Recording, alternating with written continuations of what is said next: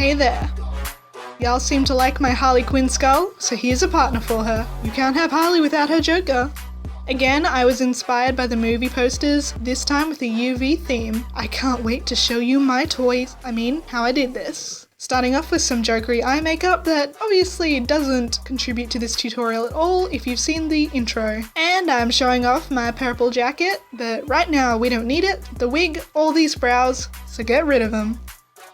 Now I learnt from the Harley skull to outline better, so I'm outlining the skull shape from the posters. Except not completely, his nose is turned down for some reason, and while it works in the poster, doing that on my face would give like a dog theme, so we're not gonna do that. The eye sockets are also a super interesting shape. Again, try to keep the sockets not too far from your own. I roughly outline the teeth because in the poster the Joker's teeth are covered in red in what looks like a Batman symbol.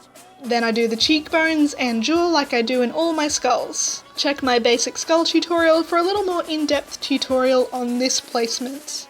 And my camera was a dick and kept turning off after I hit record, but I am drawing in that bat symbol over the teeth. The bat ears come up higher from the outer edges of your two front teeth, and the bat tail extends below the middle of your bottom teeth, almost covering the bottom two ones. And the rest of the symbol is a rough kind of curve like a smile. Now the base. I am channeling the poster's background even more than in the Harley skull. I first fill in these outlines with teal, because I feel like that might have been the background shade, and this also helps keep our outlines a little clearer because we're going to add splatter. I knew I was going to wear my jacket, so I didn't know how far I was going to take my skeleton body, but I ended up just taking it down to my top anyway. For this, I just followed reference images of a skeleton. Let me know if you would be interested in a more in-depth skeleton tutorial. And this is rough because, as you can see now, once you start splattering, most of the outline is gone. Now to make this UV, I'm splattering on a bunch of UV shades, mainly yellow, pink, purple, blue and white because those are the colours I can see in the background. And I am using this brush that I found, and I don't know what it's meant for, but it's great for splattering. You could use a toothbrush or a normal brush, but it might be a little bit harder. And there's no real rules for this, but just keep splattering until you are happy. But you know, try not to have your eyes open or your mouth open when you're splattering near those areas. So when you are happy, start filling in with black. While my outlines might look mostly lost to you guys, they were still pretty visible to me, so I just followed them. And for the eyes, I did outline in black and then filled them with purple later. As you can see, it made no difference that I was wearing eye makeup. The temples I also filled just around the edges, and here I am filling in the eyes with the purple. With a slightly damp brush and no product on it, I blend out to the temples. So we are going to carve out the skeleton shape with black. Again, I look at reference images of a skeleton and also poke and prod in chest to see where your bones sit beneath it. I am going to assume that at least one person said yes, even if it was just in their minds, about a more in-depth skeleton tutorial. So let's breeze through this to keep the video length down.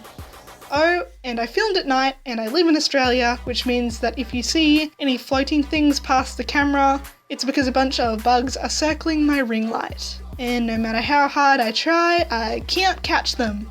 And I fill in the nose, and I believe this was right around when I started laughing way too much and ended up crying my makeup into my eye. So in an effort to try and clean the paint out of my eye, I minorly irritated my eye, and that's why it is red and angry for the rest of this tutorial. So I roughly filled in my teeth to help me visualize where they sit, and I'm mixing UV yellow with UV white to make a glowing whitish shade, as my white glows blue and my yellow glows a bright greeny yellow. I also use this to outline pretty much everything. If you were wondering what I'm using, I bought a bunch of UV Hydraliners from Suva Beauty.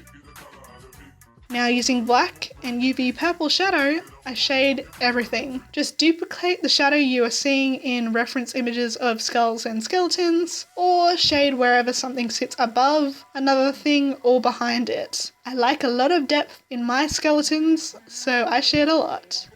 And I am about to explain my eyeball to you, but look at the right side of my mouth because I managed to not get in frame to show you how I did it. I just have to address my eyeball. I was watching a video and I laughed. And I cried. And paint got in my eye, so I tried to get it out. And somehow scratched my eye getting it out. Should've just left it in, blinked it out like I normally do.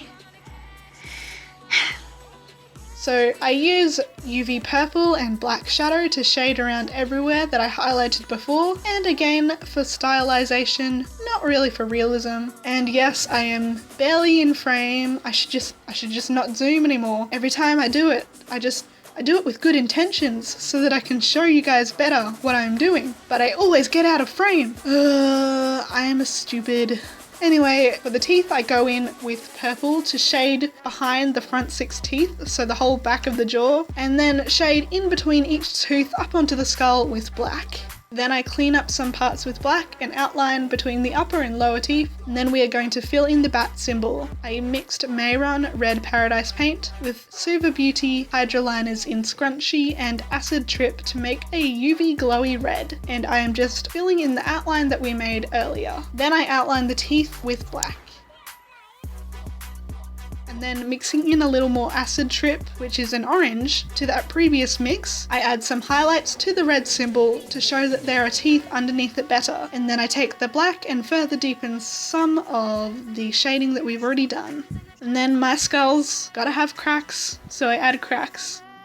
I use that previous highlight shade over the high points of the skull gum things as well. Now to make this Suicide Squad, I add the Joker's obnoxious tattoos. I wanna know how he got those scars. I mean tattoos. Because they are janky as fuck. Who would write damaged on their forehead? Or haha all over their chest? Except me doing it now. I really hope someone forced him down and held him down while they tattooed damaged on his forehead, and then when he got out and got revenge, he decided to embrace it and get a bunch of stupid ass tattoos. And for the Joker skull side tattoos, yeah, I know it's kind of Inception. There's a Joker skull on a Joker skull. It's a little bit more difficult, but just try to draw the basic shapes of it. Luckily, since we have these on our ribs and collarbones, we have a little wiggle room to make mistakes and it won't be that noticeable. Now you could chuck on a bright green wig, but I wasn't feeling quite that girly with this kind of skull eye shape, so I messed around with my hair to get it somewhat like Jared Leto's and sprayed it neon green. Then I chucked on my purple jacket and chucked it off and chucked it on, and that's it guys. As you can see here, if you are planning on wearing a jacket, prob's no point extending the paint to your shoulders. And if you do want to wear this out, I kind of recommend wearing one of Jared Leto's more clothed costumes, or extending the paint all the way down to your waist if you have a lot of time. Anyway, thanks for watching guys, I'll see you soon. Stay classy peeps.